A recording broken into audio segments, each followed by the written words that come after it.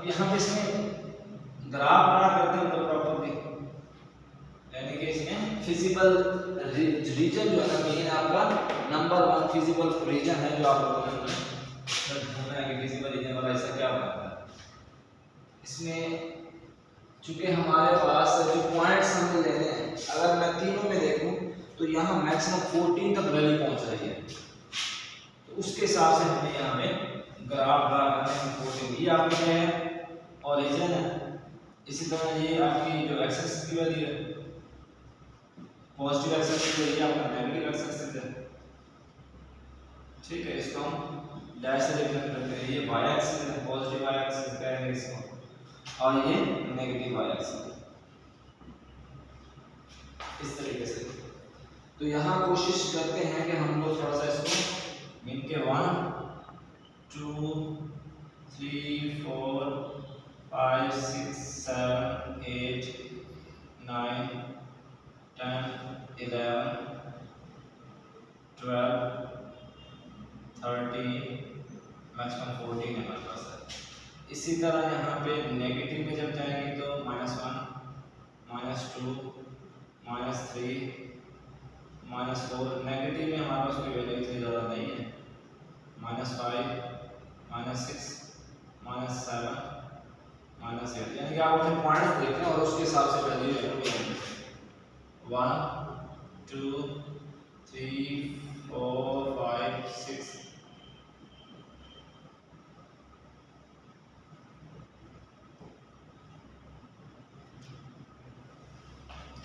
Negative Y axis sorry -2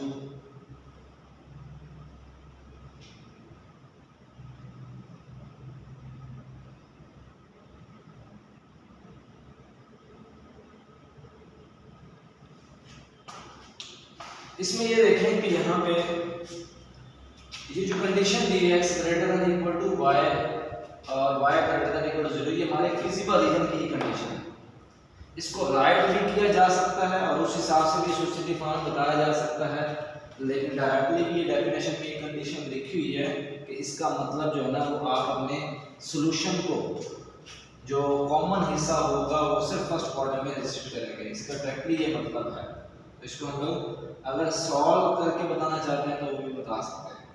इसमें अब मैं बात करूंगा, इसमें ग्राफ है, तीनों लाइनों के ग्राफ ड्रा करते हैं और सॉल्यूशन सेट का इस्तेमाल करते हैं। पहला है हमारे पास 14 0 और 0 7, 14 एक्स एक्सिस का और वाई एक्सिस 0 होता है और इसी तरह 0 7।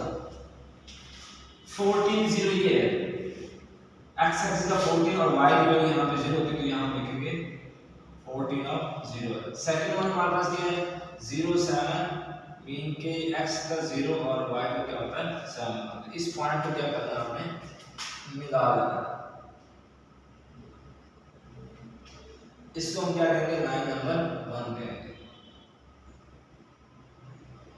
ये हमारी लाइन नंबर 1 बताएगा। इसी तरह सेकंड इनइक्वालिटीज है, उसके जो पॉइंट है वो 12 0 और 0 9 है। 12 x एक्सिस का 12 एक्सिस का ये पॉइंट और y वहां पे क्या होता है 0 था। 12 और 0 और 0 9 और 0 9 हमारे पास यहाँ पे है और 9 जो कि y एक्सिस पे है तो वहां पे x की वैल्यू क्या होती है 0। इस लाइन का आप आपस में क्या करना है मिला लेना है, इसको हम कहेंगे लाइन नंबर 2, क्या कहेंगे लाइन नंबर 2 कहेंगे। इसी तरह थर्ड इक्वालिटी है 5 0 एंड 0 9। 5 जो एक्सिस है एक्सिस के 5 0 और y का 0 10 है तो वो यहाँ पे है।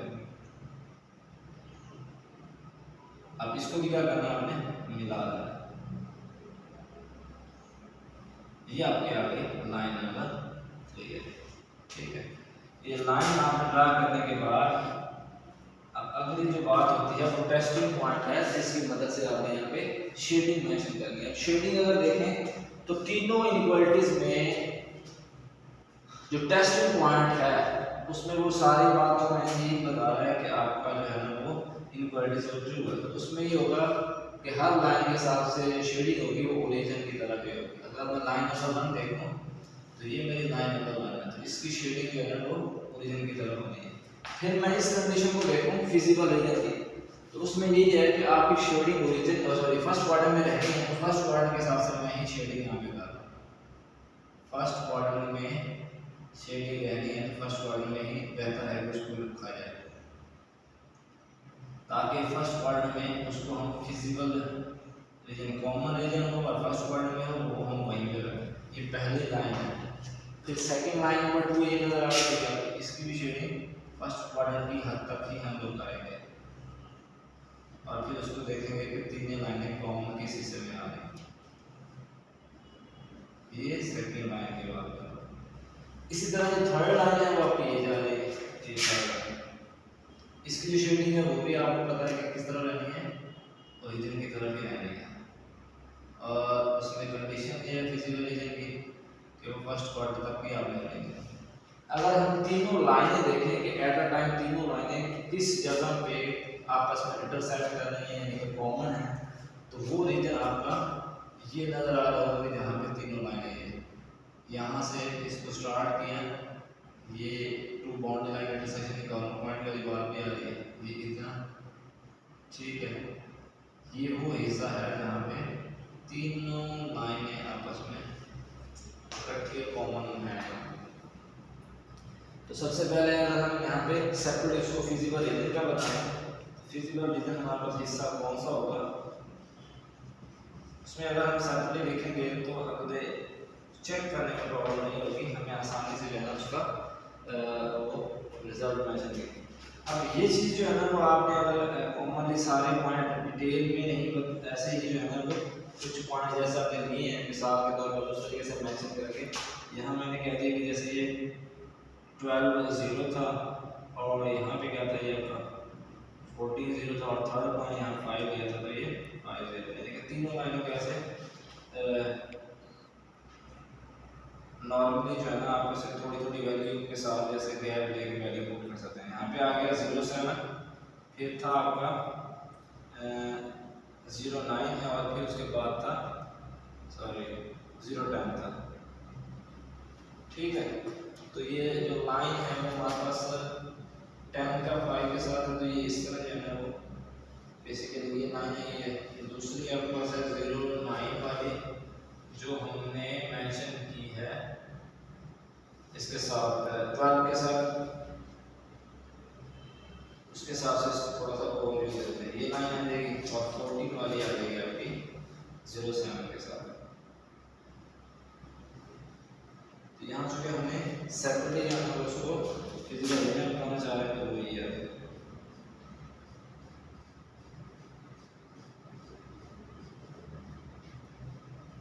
ठीक है, ये कर देते हैं। अब अगली बात हमारी क्या है कॉर्नर पॉइंट की है। कॉर्नर पॉइंट्स क्या होते हैं कि ऐसा हिस्सा सॉल्यूशन रीजन का या उसमें फिजिकल रीजन भी हो सकता है दोनों का, जहाँ पे टू बाउंड्री लाइन आपस में क्या करेंगे इंटरसेक्ट करेंगे, उसको क्या कहते हैं कॉर्नर पॉइंट कहते हैं। ये कॉर्नर पॉइंट्स है, ये फिजिकल रीजन का हिस्सा है जहाँ दो लाइनें आपस में जुड़ रही हैं, वो ये पॉइंट्स हैं, इसको क्या कहते हैं कॉर्नर पॉइंट्स।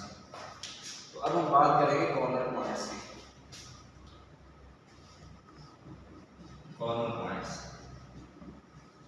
अब आपको पता है कि कॉर्नर पॉइंट्स यहाँ पे जो पॉइंट्स की वैल्यू क्या होती है वो है 0 0, ये एक पॉइंट ही आ गया 0 0। इसी तरह सेकंड वन पॉइंट क्या है हमारे पास, ये वाला पॉइंट है, तो ये क्या है 5 0। और इसी तरह ये पॉइंट क्या है वो हमारे पास क्या है 0 7। अब x और y एक्सिस के ऊपर जो दो बाउंड्री लाइन इंटरसेक्ट करेंगे उनके पॉइंट हमारे पास मौजूद होंगे, लेकिन प्रॉब्लम ये होगा जो आपका x और y प्लेन से हट के पॉइंट होगा वो हमें कॉर्नर पॉइंट हमें कैसे मेंशन करना है, कैसे करना है। उसका तरीका ये है कि आप उसको सॉल्व करके रिजल्ट निकालेंगे। वो कैसे निकलेगा, उसके लिए तरीका क्या है कि आपने देखना है कि वहां पे उस जगह पे कितनी लाइन आपस में जुड़ रही हैं, वो एट टाइम दो ही होंगी, तीन ही हो सकती। उसमें लाइन देखनी कौन सी इंटरसेक्ट कर रही है, मीन के ये हमारे पास लाइन नंबर 1 यहाँ पे 3 है और ये हमारे पास क्या है लाइन नंबर 1 है। ये दो लाइनें इस पॉइंट पर जुड़ रही हैं और इनकी आपने लेनी है सोसाइटी फॉर्म।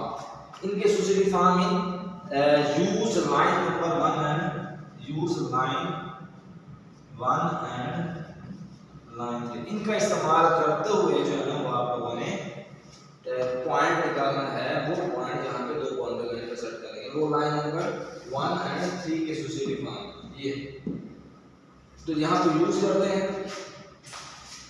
एक हमारे पास है x प्लस 2y इक्वल 14 है। इसी तरह नेक्स्ट वन हमारे पास क्या है 2x प्लस y इक्वल क्या है 10। इन दोनों को सॉल्व करके हल करके हमें x और y का आंसर निकालना है। अब यहाँ पे इसका सॉल्यूशन कैसे हम लोग आपस में x और y का आंसर निकाल सकते हैं, इसको कंपेयर करें, दोनों लीनियर इक्वेशन है तो x का कोफिशिएंट या y का कोफिशिएंट ये आपस में किस तरह सेम हो, हम इसको ऐड सब्ट्रैक्ट करके यहाँ से सॉल्यूशन तैयार कर सकते हैं। तो इसके लिए हमें क्या करना पड़ेगा, मैं इक्वेशन नंबर 1 को मल्टीप्लाई कर रहा हूँ 2 के साथ और सब्ट्रैक्ट कर रहा हूँ इसको सेकंड के साथ। 2 के साथ मल्टीप्लाई करूँ तो ये आएगा 2x plus 4y equal to 28 आ जाएगा। ये एज इट इज है 2x plus y equal to 12 और करना क्या है माइनस करना। जब माइनस करेंगे तो साइन चेंज हो गया, साइन जब चेंज करेंगे तो ये कैंसिल हो जाएगा, प्लस का 4y और माइनस का y, प्लस का 3y आएगा इज इक्वल टू 28 माइनस 10 तो 18 आ जाएगा और 3y इक्वल टू 18 और y इक्वल टू क्या आएगा 18 पे जब हम 3 डिवाइड करेंगे तो हमें 6 आंसर मिलेगा, यानी y की वैल्यू मिल रही है 6। यहाँ से x का आंसर निकालना है, ये y की वैल्यू 3 है, इन दोनों में कहीं भी पुट करें तो आप जो है ना यूज 1 कर देता हूँ, यहाँ से आप x का आंसर ले सकते हैं। x plus 2 of 6 is equal to 14 है, x plus 12 is equal to 14 और x is equal to 14 minus 12, then answer मिलेगा x इज इक्वल टू 2। तो यहाँ से हमें जो आंसर मिल रहा है वो 2 और 6 है। ये आपका वो फोर्थ पॉइंट है जो x और y का इसके हट कर जो है इंटरसेक्ट हो रहा था, तो ये भी हमारे पास कॉमन पॉइंट का हिस्सा है। तो यहाँ लिखेंगे 2 और 6। तो ये इस तरह जो है ना वो आपने ये सॉल्यूशन जो है ना वो तैयार करना है। इसमें जो भी बात होगी वो इंशाल्लाह आप लोग जो है ना मुझे इसके बारे में ज़रूर कमेंट करना है, या किसी क्वेश्चन है तो ज़रूर आप लोगों ने पूछना है। बहुत ही आसान क्वेश्चन है, एक आप प्रॉपर वे के साथ चलेंगे तो इसमें प्रॉब्लम नहीं होगा। फिजिकल रीजन में यही चीज़ ही होती है कि x greater than equal to और y greater than equal to. इसको अगर हम लोग इसमें फॉर्म में सोसाइटी फॉर्म में लिख दें तो भी इसका मतलब मैंने बताया, अगर x greater than equal to 0 का मतलब है राइट हाफ प्लेन और y greater than equal to upper half plane, तो भी हम उसको देखें तो हमारे पास जो है ना वो फर्स्ट क्वार्टर ही मेंशन होता है जिसमें हमें फिजिकल रीजन जो है ना वो बताना है। इंशाल्लाह हम लोग नेक्स्ट लेक्चर में मिलेंगे जिसमें हम नेक्स्ट एक्सरसाइज 5.3 जो है ना वो डिस्कस करेंगे। तो दुआ में याद रखिएगा इंशाल्लाह जो है ना नेक्स्ट लेक्चर